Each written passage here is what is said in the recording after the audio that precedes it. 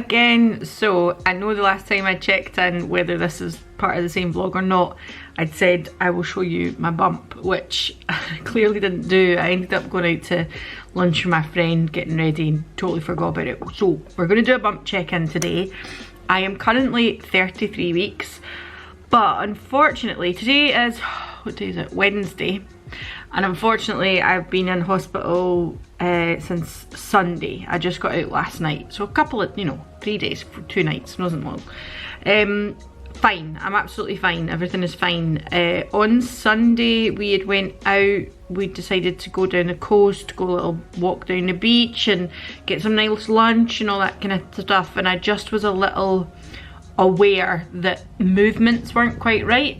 I was like, am I imagining? Oh, that's my mother-in-law, hold on. Hi, sorry, that was my mother-in-law phoning me there, just to check I was okay, because obviously, as I said, I've just got out of the hospital pretty much. My mum came and visited me this morning. It just so happened that actually her and her partner Michael, they had a hotel booking on Tuesday night because somebody'd given them a nice voucher for a meal in Glasgow anyway, so she'd booked a hotel. So basically people came and see me in hospital yesterday, and then my mum came and see me this morning because I got home yesterday evening. So what happened? Sunday, as I say, we were out the coast, blah blah blah. Wasn't too, like, I just thought baby's not moving as much as normal, and usually when I eat something, most things obviously likes food, they wriggle about, they have a little bit of a dance and stuff, and they quite enjoy it. And especially if I'll eat something maybe a bit sweeter or a fizzy drink, still a diet one, but a fizzy drink they quite enjoy, and they move about, and I can get them to move about and it's fine. But I just wasn't convinced, and I decided as well, like, obviously I'm checking my blood pressure regularly at home, and I took it in the morning and it had been fine. They basically told me if it goes over 140 systolic, then to contact them. And then when I came in from being out on our walk and having lunch and stuff, and for lunch I'd had like salmon with potatoes, so I didn't have anything like really heavy or anything that I thought would, shoot my blood sugars up. My blood sugars were the most stable I've ever seen them in the last like 48, 72 hours, even though I was in a hospital. So yes, I just wasn't convinced with the movements. I lay on my sides, I put some music on, I was talking to baby, I was giving them a little massage, and I could get them to move. Like they would move when I was kind of prompting, but I felt like they weren't moving of their own accord. It needed a lot to get me to do it. So I thought, And when I checked my blood pressure in the evening, it was 148, and I thought that could be a fluke. So I left it 15 minutes, relaxed, whatever, and then checked again, and it went up into like 156 or something, and I thought, oh no. So I just phoned the assessment unit, maternity assessment unit, that's the number I've got, and they were lovely, and they were like, not a problem, just come up and we'll get you traced and we'll get you checked. So went up.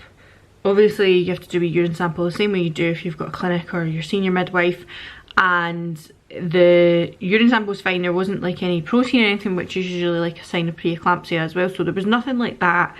But while I was in, my blood pressure then went up to like 160 and 170 odd, and I was like, oh, could just have been because you're in there worrying, obviously. Baby was on the trace, heartbeat was fine, they were moving loads, and I was like, you just feel like a bit of a dummy. But I know there's a million women who would say the same thing, like, you're worried about movements, and the second you go to the hospital and they strap that band on, and then they think they're on a stage as if to say, I've got a microphone now, I'm going to start jazzing about here. So yeah, they were absolutely fine, and they were really, really active. So I was like, great, fantastic, I'm not so worried now. But because of my blood pressure, and when I was there, so we maybe got there about 8 or 9 o'clock at night, and while I was there, it must have been about 11, the midwife that was looking after me was like, are you always that breathless? And I was lying like down because you've got the wee tracer on, and I was like, yeah, when I'm lying flat it's really, really difficult. Like, I don't lie on my back to sleep, but if I'm sitting on the couch and I'm slouching, or I was like, it's really difficult to breathe, but it's just part of pregnancy, isn't it? And she was like, not really. And I was like, oh right, okay. I thought it was just because I was having this massive baby and they're on my lungs, so, well, pushing up into my lungs. And she was like, Yeah, but not at 33 weeks. Like, I wouldn't expect you to be quite as breathless as you are. My oxygen saturations were okay. They were like 94 to 97. They weren't like, you know, in the 80s or anything dire like that, but they were just a bit alarmed at the fact that the way I was breathing, and I was like, even now, like, I know I'm rambling on, but I do have to stop and like catch a breath if I'm talking fast. So she was just a bit alarmed about that. So a consultant came and seen me, or the registrar, I think it was, whoever was on call, and was like, listen, with your history, with your blood pressure, all of these things, let's just keep you in, let's just keep an eye on you, that's fine. So that was all right. Went up to the wards, and at this point Alan's like, oh, that's Alan phoning me now. Hold on. Right, hello, we're back again, third time lucky. So I don't remember where I was from that last little clip. This is going to be some smooth vlogging, isn't it? So yes, basically they said, oh, we're worried about the breathlessness, blah blah blah. So they ended up getting all my heart checked out. They contacted my cardiology team. I got another echo done and an ECG. They done lots of tests as well, which sometimes they're called troponins. They were just basically checking I hadn't had a heart attack, which I was pretty sure I hadn't had a heart attack. But obviously sometimes when you're breathless and what have you, like, it can be a cardiologist problem. So they checked all that out, and then I seen a cardiologist late on Monday evening, and he was like, I don't think this is your heart. I think your heart looks the same as it was in January or November whenever I had my last echo done. So they were worried that I had a PE, which is a pulmonary embolism, like a blood clot on the lung. Again, that sounds so sinister, and funnily enough, yesterday, before I kind of knew I was going to get out yesterday, but I'd put up on Instagram, like, wasn't really the start to the week I was planning, on my stories, and so many people, God bless them, messaged me and were like, oh my god, are you okay? And I was like, yeah, I'm fine, honestly, like, everything's fine, just getting checked out. And the few people that I'd spoke to and said to them, like, they just think it's this, they just think, and I'm very like laid back. I don't know if it's just because it's my job. I was just like, yeah, they think I've got a PE, but it's fine, like, you know, I think I've got a blood clot in the lung, but it's fine. And everybody was like, oh my god, like, that's terrifying. And I was like, it's not really, like, basically if I've got a PE, then they'll just start me on some blood thinning medication. Like, if anybody's had any surgery, I know I spoke to Cara from, like, Cara C's channel, and she'd said after a lot of her surgeries she was on the little injections following it. So it's a similar thing. If you also have a C-section, you were probably on injections following your C-section. So yes, basically if I had PE, that's what they would start me on, and they started me on that because they were just worried that that's possibly what it was. And then I had to wait for a scan, which I got done yesterday morning. So I had the scan done yesterday morning.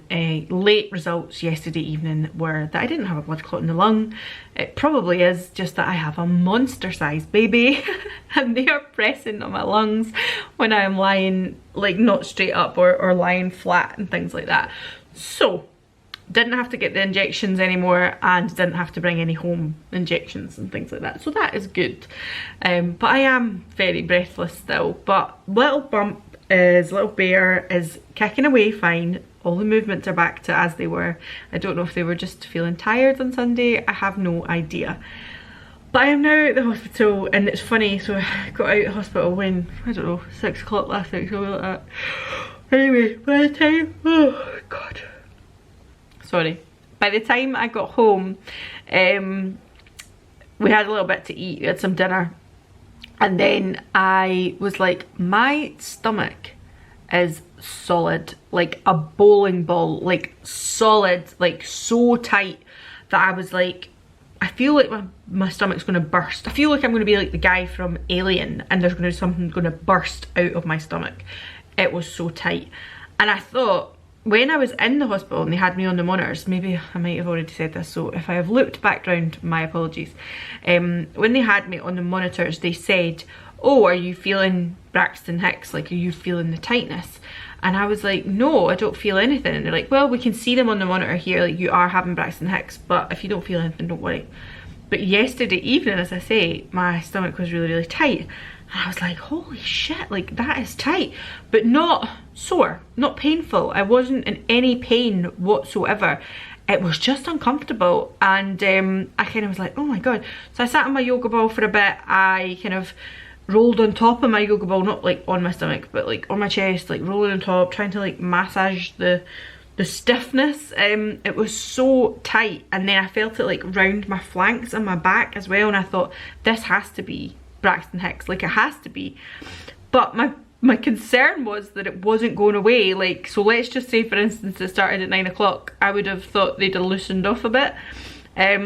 Obviously with contractions, like, they come and go, and there's usually pain with them. There was no pain with this, but I felt like once my stomach was tight, it didn't loosen off. When I went to my bed last night, we went to bed about 11, I want to say, half 10, 11, and it was solid when I was lying in my bed, and whether I lay on my side, whether I like relaxed, anything, and it wasn't back to normal, like a kind of softer pregnant belly, until this morning. Like when I woke up, it was like that for hours, and I was like, what the fuck?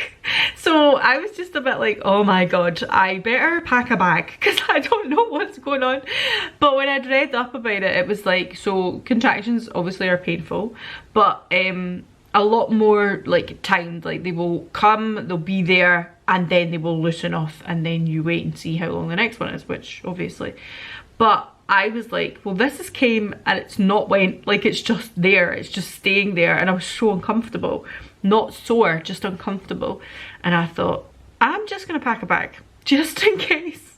So I don't believe this, like I've just got out of the hospital and now I'm like, what the fuck? So I have packed my hospital bag. There's still a couple of little bits I need to put in. I want to buy a little travel size of face wipes and things like that. I've taken all my normal kind of, you know, shampoo, conditioner, stuff like that. That's all in there. A couple of little bits and bobs I just want to pick up for me, for my hospital bag, but I have not started packing the baby's bag. I need to do that now as well. Unfortunately, the baby's room, I was hoping I was getting a plasterer this week, has let us down. Family problem, unfortunately. They have a close family member that's ended up in hospital, which is fine, it's nobody's fault.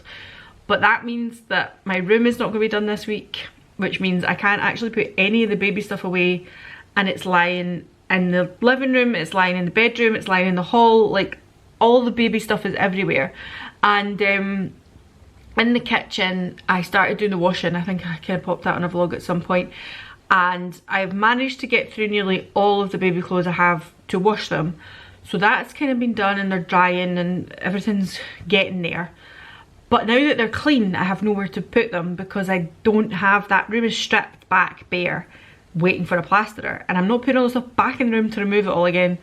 So I just feel like the time is ticking. I'm 33 weeks now, and there's a fair chance they're going to take me in at 36 or 37 weeks, and I just think, Jesus, like this is going to be here before we know it, and we're so unprepared.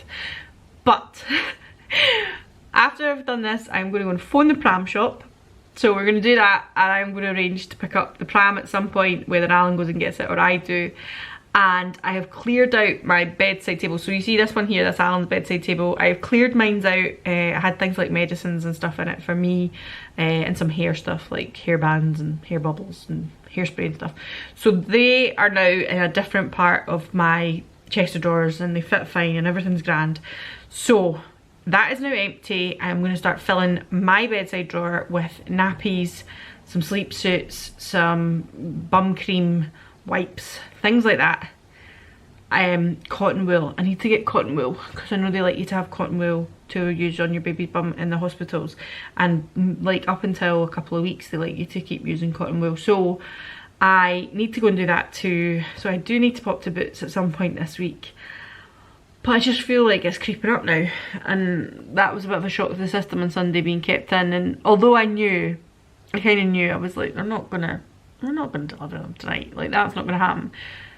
But in the back of your mind, there's also this like slight chance of, what if they do need to deliver them tonight? So I've put together a hospital bag, and I will put together a baby one. And I think what I'm gonna do is I will film them and pop them up at some point as well. I'm so behind in getting any of the vlogs up as well, because I was in the hospital. I was planning to do that this weekend, and it hasn't been done. So I just feel like time is running away with me. So that's it. That's the update today. Let me show you my belly, because why not? Because I didn't do it the other day.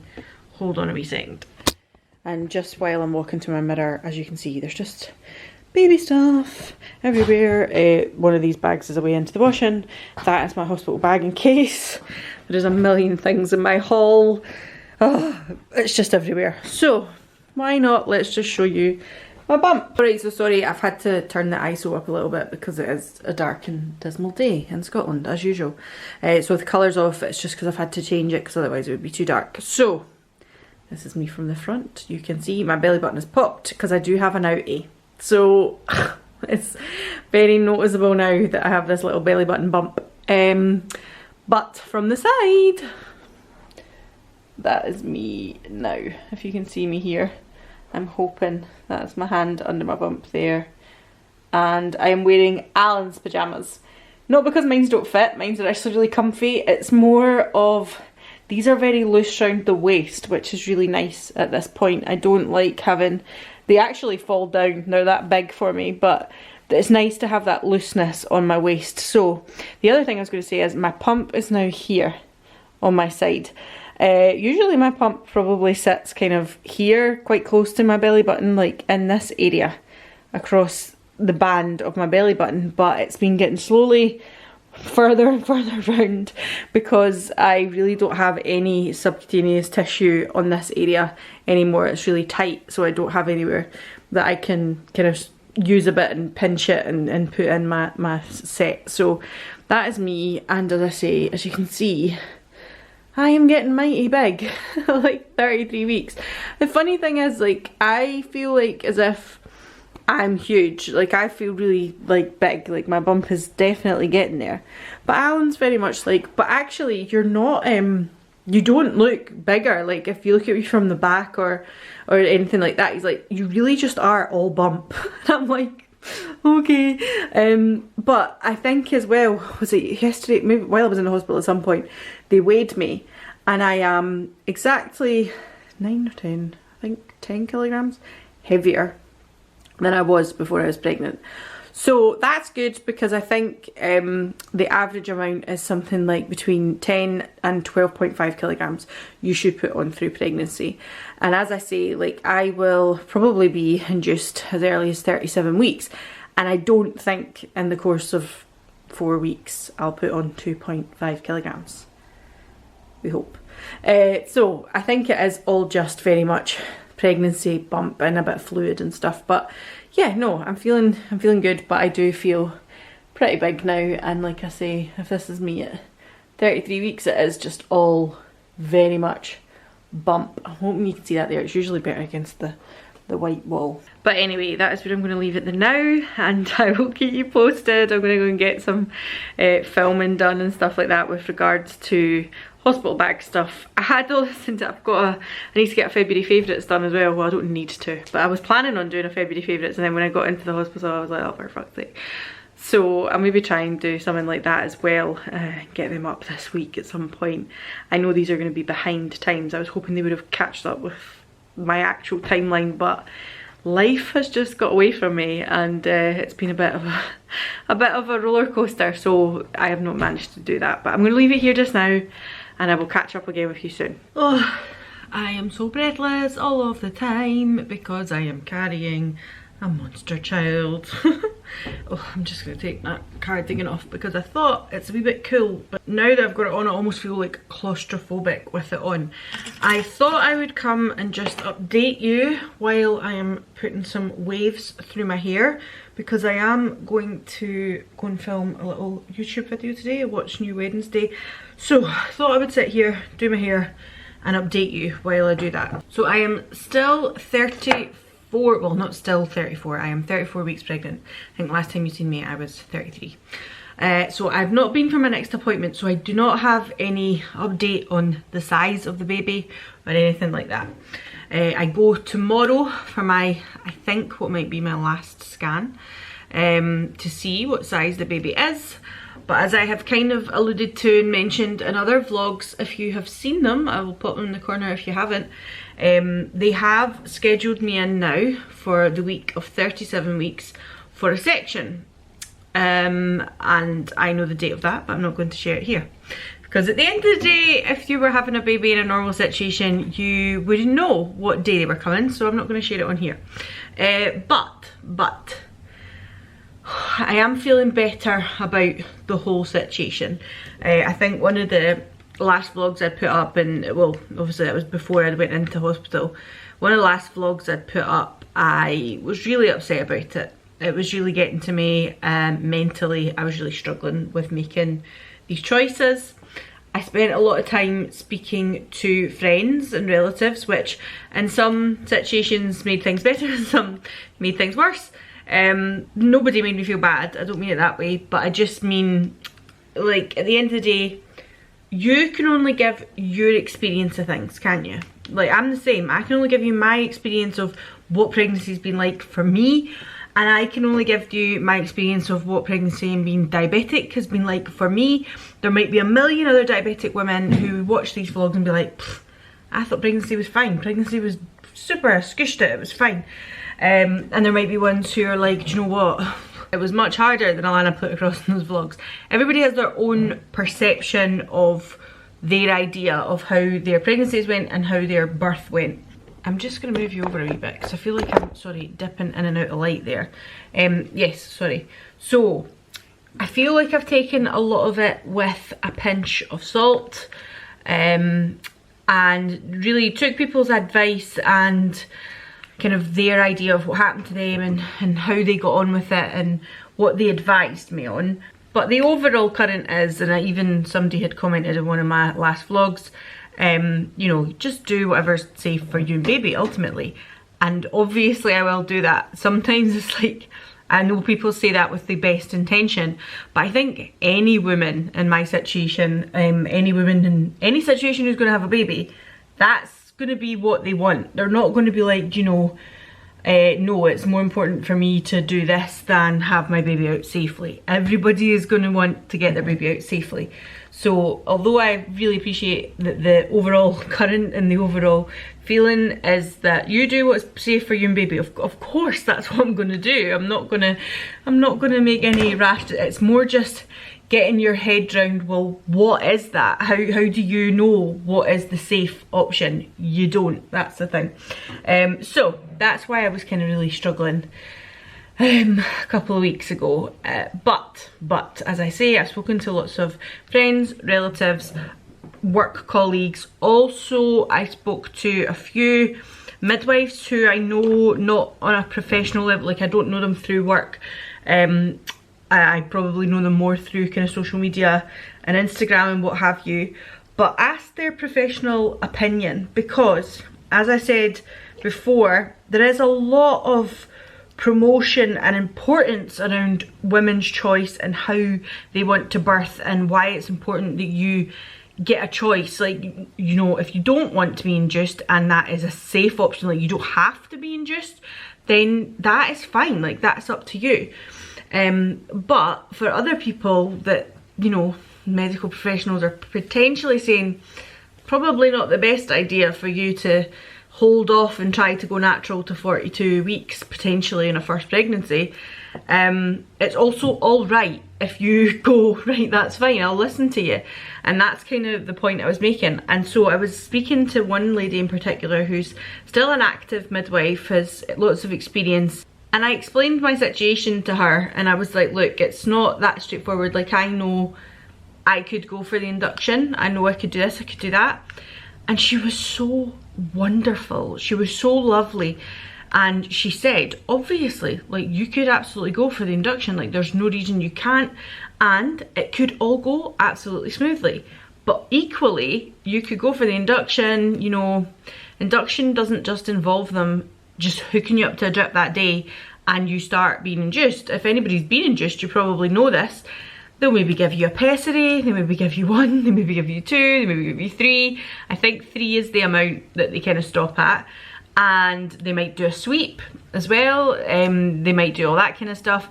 And then they might put you on the drip that gets you kind of started chemically into labour. And what she said to me was that it is generally a little bit more difficult for people who are earlier in their pregnancy to be induced, and sometimes those inductions fail. Not all the time, obviously. I have a friend, a colleague, who was induced a little bit early. I think she was induced about 38 weeks, and she had her son, and she said once she had her epidural, it was fine. Before that, it was a bit excruciating, because obviously when you're put on the kind of drug, Pitocin I believe it's called, to start contractions, it's not a natural slow build up into labour the way that it would be if you were doing it naturally. So it's kind of a bit more like boom, all of a sudden you're having these full on 0 to 1,000 contractions. And she was like, that was tough. But as soon as they had gave her epidural, she was like, you know what, it was hard work, but it was fine, and we got there and I done it. And you know, her outlook on that is very much like, in future, if I went back again and I was in a similar situation, like I had to be induced, and rather than having them naturally, I would be like, give me the epidural sooner rather than later, thank you. And that would be one of her requests the next time she went in. And I think that's one of the things, because I'm like, right, I'm going to be told it's either induction or a section, that's it. There's not an option to let you go to 42 weeks. It would just be too detrimental for that to happen. And that's where I'm saying, like, I will do whatever is safe and what I'm being told. But I don't have that, like, oh, you know what, I'm gonna ask for the epidural early, and if it was my first baby and I didn't have the background I had, they might be like, well, actually, we usually wait till this time. They've told me that is something that's gonna happen as well. So it's really up to me at the end of the day. And I think I have decided we've took the booking slot at week 37, and if I can hold off till then, that's exactly what I'm going to do, and I'm going to have a section at week 37. I also am aware that there is a chance they might want to say, you know, might want to get you started before then, but they might not want to do the section before then. It might be a matter of, we want to induce you before then. And if that is the situation, I might have to stick to my guns and say, no, I want you to wait till, unless, as I say, there's an unsafe reason for me to be induced, and I need to be induced. Ideally, in a weird way, I would quite like to start naturally early. Like, if my body just decided next week, and that'll be me 35 weeks, right, here's labour, here we go. Because at the end of the day, your due date is always an average anyway, isn't it? Like, I can't pinpoint the exact time and moment this baby was conceived, and there's a chance that even though they're saying, oh, you're due at this date, that it might be a little bit earlier. It might be not as early as I am, obviously, like 35 weeks. But maybe my 35 weeks is actually closer to 37. Let's just say it that way. You could be 2 weeks out. You could be, unless you're somebody who's got really regular periods and you know your body really well. I don't. But if I'm a couple of weeks out and I start a little bit early naturally, then I feel like I would give it a shot. Like, if I started early naturally and baby just thought now's the time to come, of course I would still be going to the hospital. But if baby thought now's the time to come and here's contractions and they're slowly building up and what have you, and I get there and then they say, right, because of your background and your situation, we are going to give you that epidural early, then yeah, I would like to do it myself if it started naturally, because I feel like then that choice would be taken out of my hands. But I don't think I want to be induced, not from what I know from a professional level, from speaking with professionals who work in obstetrics and gyn, and people who are midwives. And as I say, I have a friend who got induced and everything was hunky-dory, everything was fine. There are lots of women who get induced and it's fine. But I just feel, for me, with the risks I know involved and the baby being as big as they are, it's something I would like to avoid. So if I can get to 37 weeks with a section, that's what I'm going to do.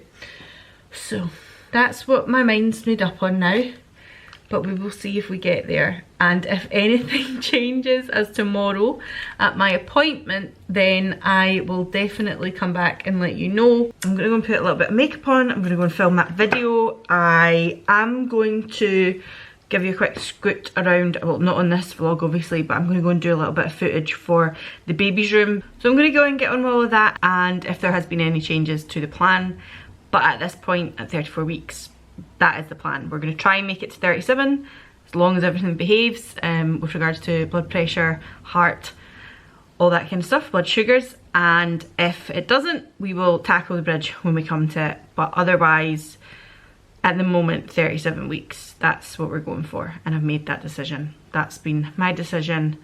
Alan's happy with that decision. He's happy with whatever decision I make. And I think that's definitely what we're going to stick to at the moment.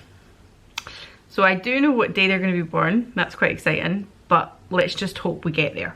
Let's hope we get there.